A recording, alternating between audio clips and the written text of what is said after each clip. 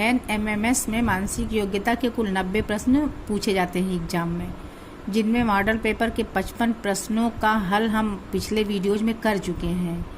आज कुछ प्रश्न हम लोग करेंगे रक्त संबंध के, और कुछ ऐसे होंगे जिसमें त्रिभुज है, आयत है, उसमें कुछ अंक लिखे रहे होंगे और कोई अंक विलुप्त होगा जिसका हम लोग पता लगाएंगे।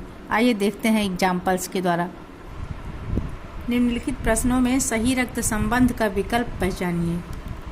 V K और M का बेटा है, M H और G का बेटा है, H और G V के क्या है? चलिए इसको देखते हैं। V K और M का बेटा है, ये K और M हो गए, ये माता पिता हो गए, इनका बेटा ये V हो गया। अब M H और G का बेटा है, ये किसका बेटा है? H और G का। H और G V के क्या हैं? तो जाहिर सी बात है V के ये माता पिता हैं और इसके माता पिता के ये माता पिता हैं, तो इसका मतलब ये दादा दादी हो गए। इसका ऑप्शन भी सही है।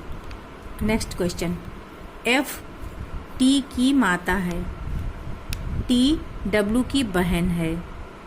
यहाँ से हम क्वेश्चन को देखते जाते हैं और इसको भी देखते जाते हैं। F T की माता है, T W की बहन है, इसकी बहन है ये, और ये इसकी माता है, जो कि K का एकमात्र पुत्र है। T W की बहन है जो कि K का एकमात्र पुत्र है, यानी W जो है ये K का इकलौता बेटा है।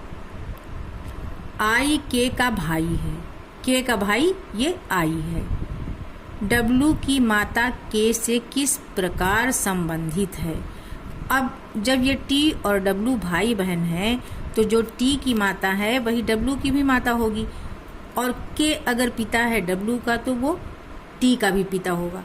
इसका मतलब है कि K की पत्नी होगी F। यहाँ पर C आंसर करेक्ट है। एक फोटो की ओर इशारा करते हुए राकेश ने कहा, यह मेरे दादा के एकमात्र पुत्र की पुत्री है। ये राकेश, इसने एक फोटो की ओर इशारा किया इसकी ओर और कहा दादा के एकमात्र पुत्र की ये पुत्री है। तो दादा के पुत्र की अगर ये पुत्री है और ये पुत्र इकलौता है, इसका मतलब इस पुत्र का पुत्र राकेश ही होगा, तो ये राकेश की बहन हो जाएगी। लड़की का राकेश से क्या संबंध है? तो लड़की राकेश की बहन हो जाएगी। हेमा की ओर इशारा करते हुए ललिता ने कहा, उसका पति मेरे दादा की इकलौती संतान का इकलौता बेटा है। हेमा की ओर इशारा करते हुए ललिता ने इसकी ओर इशारा करते हुए कहा कि उसका पति, यानी इसका ये पति है, मेरे दादा की इकलौती संतान का इकलौता बेटा है। यानी ये दादा, इनकी इकलौती संतान ये हो गया और इनका इकलौता बेटा ये हो गया, तो ये दोनों हो गए भाई बहन। इसका मतलब है ये इसकी पत्नी है तो ललिता की भाभी हो गई है, तो इसमें संबंध हो गया भाभी का। अमृता की ओर संकेत करते हुए राज कहता है कि उसकी माता मेरी सास की इकलौती पुत्री है। इसी को पहले समझते हैं। ये राज अमृता की ओर इशारा करता है, कहता है कि इसकी माता, यानी इसकी माता ये है जो इनकी सास की इकलौती पुत्री है। तो इनकी सास की पुत्री है यानी राज की पत्नी है। अब पत्नी की जो पुत्री है वो इनकी भी पुत्री होगी, यानी अमृता के पिता है राज। तो यहाँ पे पिता वाला ऑप्शन सही हो जाएगा। अब हम आगे संख्याओं वाले प्रश्नों को देखेंगे। निम्नलिखित प्रश्नों में दिए गए विकल्पों में से प्रश्नवाचक चिन्ह के स्थान पर आने वाली संख्याएं ज्ञात कीजिए। तो ये जो ट्रायंगल्स के तीनों साइड में नंबर्स दिए हैं, एक नंबर बीच में दिया है, इनके बीच में हमको एक रिलेशन ढूंढना पड़ता है।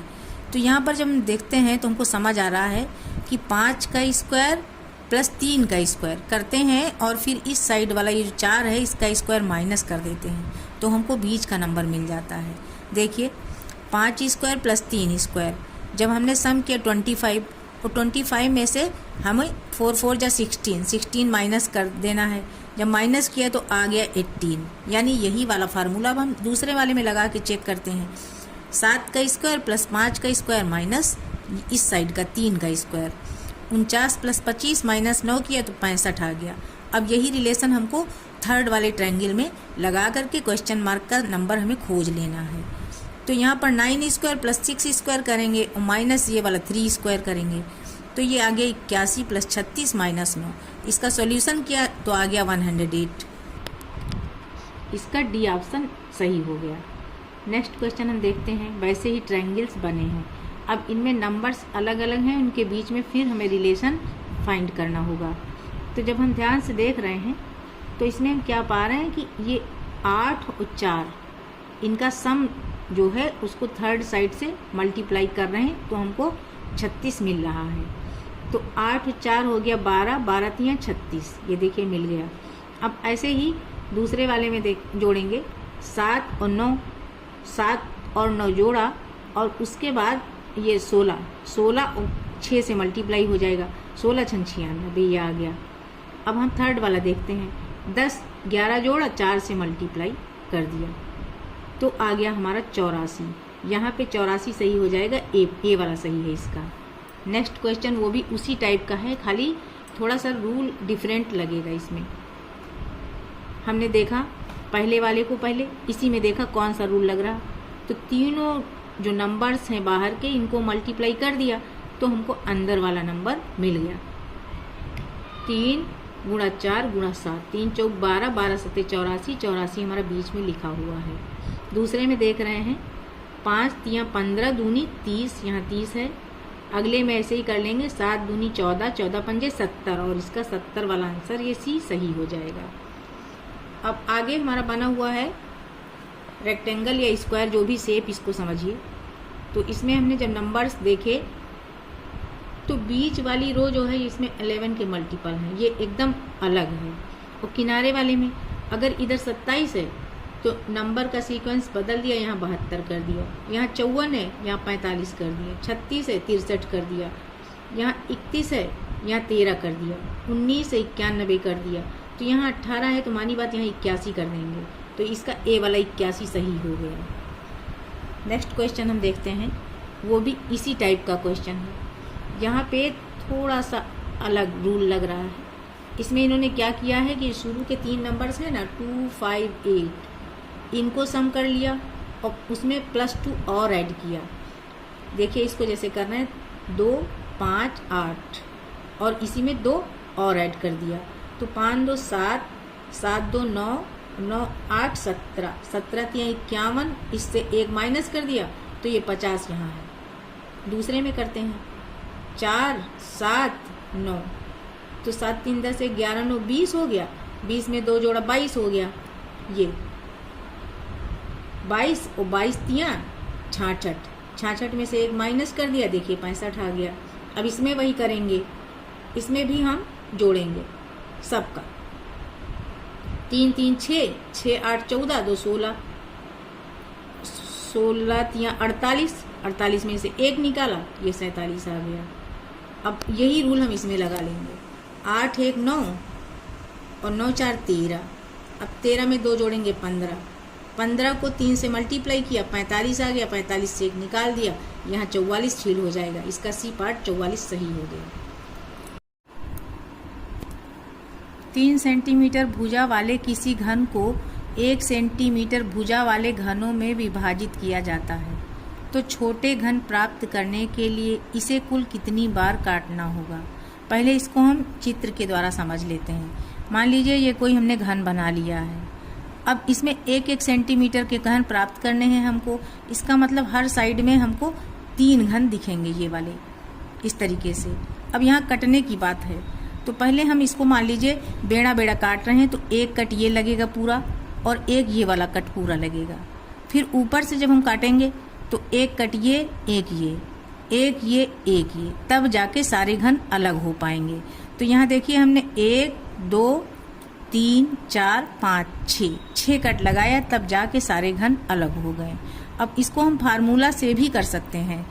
इसमें फार्मूला ये है कि बड़े घन की भुजा बटा छोटे घन की भुजा, उससे हम 1 माइनस करके 3 से मल्टीप्लाई कर देंगे। तो बड़े घन की भुजा 3 सेंटीमीटर, छोटे की 1, 3/1 माइनस 1, तो 3/1 का मतलब 3, 3 में से 1 निकला, 2, 2 3 6। तो ऐसे भी देखिए 6 बार काटना, इससे भी पता चल रहा और फिगर से भी हमको यही पता चल रहा। चलिए नेक्स्ट क्वेश्चन जो इसी से रिलेटेड है उसको भी हम देख रहे हैं। कुल छोटे घनों की संख्या कितनी होगी? तो इसको भी हम पहले फिगर से ही देखेंगे। अगर हम देख रहे हैं इसमें, तो इस तरह की हमारी कितनी लेयर्स बनी? 3। एक ये सबसे नीचे वाली जैसे ये है, और वैसे ही ये वाली बनेगी बीच वाली, वैसे ही ये वाली लेयर भी बनेगी।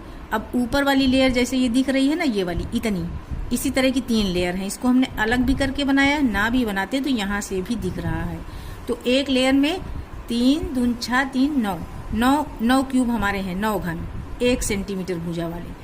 तो 9, फिर दूसरे में 9, फिर तीसरे में 9, तो कुल मिला के हमारे 27 घन बन जाएंगे। तो इसका आंसर ये 27C करेक्ट होगा। इसको भी हम फार्मूला से कर सकते हैं, बड़े घन की भुजा बटा छोटे घन की भुजा। तो बड़े घन की भुजा 3 है, छोटे की 1 है, 3/1 माने 3।